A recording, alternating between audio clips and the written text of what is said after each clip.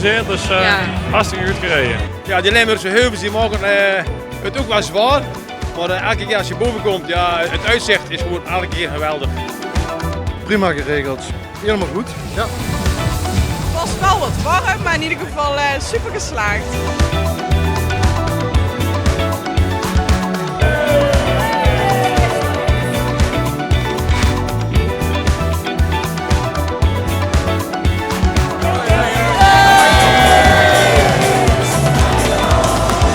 Heel vannacht hier, dus het komt helemaal goed. Nou is het geweldig. Zo hoort